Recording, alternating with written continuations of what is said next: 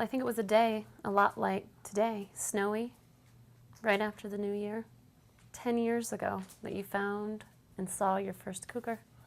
Yep, it was a cold wintry day, February 14th, Valentine's Day, 1999. And it's really hard to believe it's been 10 years since. I can't believe it's been 10 years. I don't know, it seems like yesterday. Yeah, I think if I had someone to ask me and then really calculated, I'd say 5, 6, 7 years ago maybe. Yeah. Special day. Special day, special time, special decade. Yeah. Tell me, remind me. I was still here. I was about to go to Chile, but I was still here. But you're the one who got the phone call about the cat on the refuge.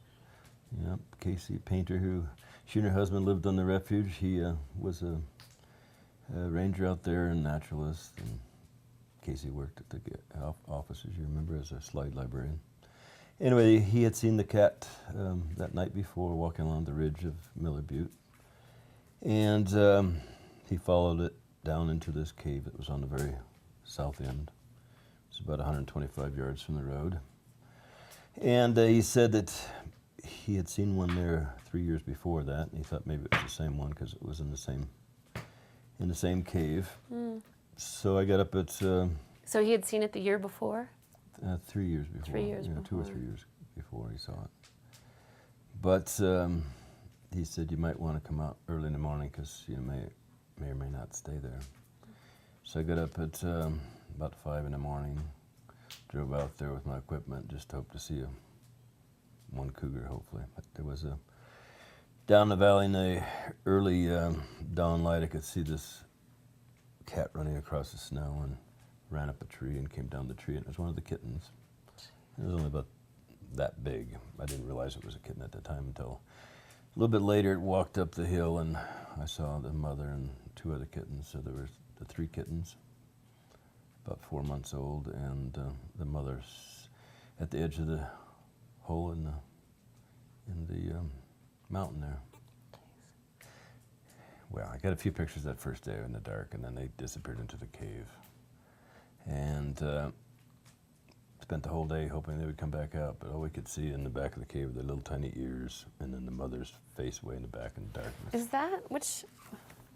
Was that, like, did it look like this? Yeah, pretty much like that. Those little guys there.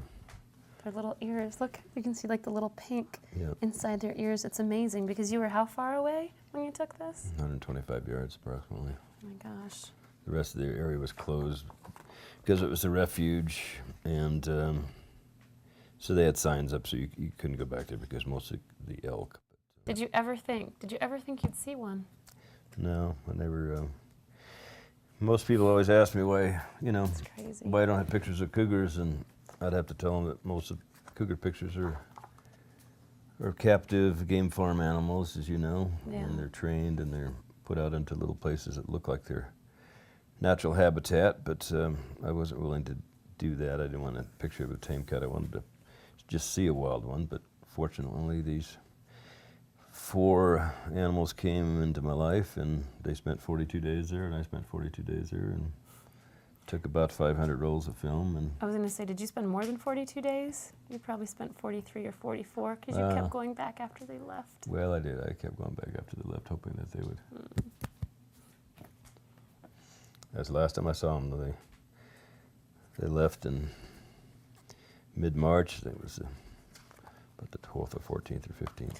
This is such a great depiction of the area because you look at this and like this is what gets me is this is a setting that you could see that any Westerner, any person vacationing would drive by a million buttes that look like this, and never could you imagine that an entire family of cougars are living up in an area like that.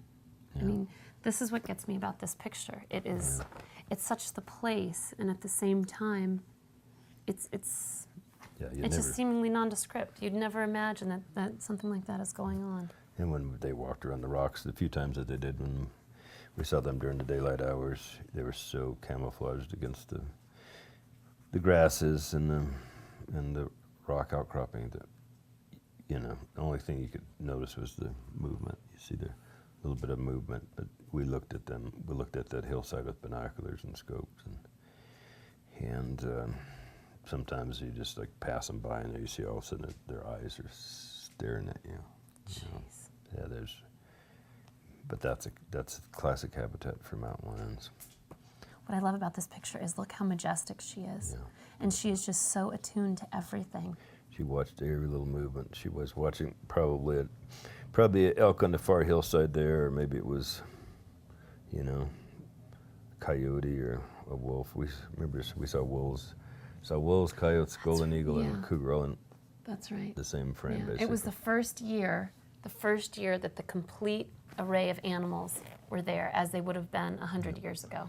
The first bunch of, I think it was 6 wolves came down from Yellowstone from the reintroduction of wolves. It was 6 of them? Yeah. Which pack? 5 or 6. Do you remember which I pack? don't remember the name of the pack. Yeah. It's now I've called written it in Teton- here somewhere, Teton but pack, I think. Yeah. I don't remember it right offhand either. You know what amazes me about their fur? Of course, Pumacon color, cat of one color. Look at the ruddy tones of the fur. Yep. And you see that against the lichens on this hillside. And just every single hue, it's almost like each hair, there's something prismatic to it that absorbs the color of anywhere it's near. Because sometimes they look more sandy, like this table. Yep. But see that, you can see the black from the smoke from the Yeah. early Americans that lived in that cave. And she just, fortunately, they had, that had all turned black, so she was set against that black charred background, which is kind of cool. Mm. Well, if it weren't for you, I wouldn't have had the courage to put this together. So I remember telling her, I said, if you could think there's a story, you write it. And if you think there's enough pictures there, you go through them. And I just dumped all the 500 rolls on your desk pretty much. And you went through them. And a couple of weeks later, you said, well, here's what I think the image is. And I was surprised. I didn't think I really had it covered well enough. But there were... Well, my first idea, remember when I told you, I said, I think this is a story for Geographic. I mean, this is something, because I had started calling around to wildlife biologists to see if anyone had ever heard of such a thing happening. And I couldn't get a heartbeat on that anywhere. Everyone was saying it had never happened. So I thought, wow, perfect content for a Geographic story, and aiming for a feature article. And thank goodness they had just done an issue on big cats.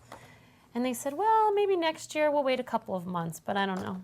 Yeah, We felt like timing was key, didn't we? Yeah, they were interested. But These cats needed to have their story told. They didn't need to wait a year. Nope. And judging how it went down,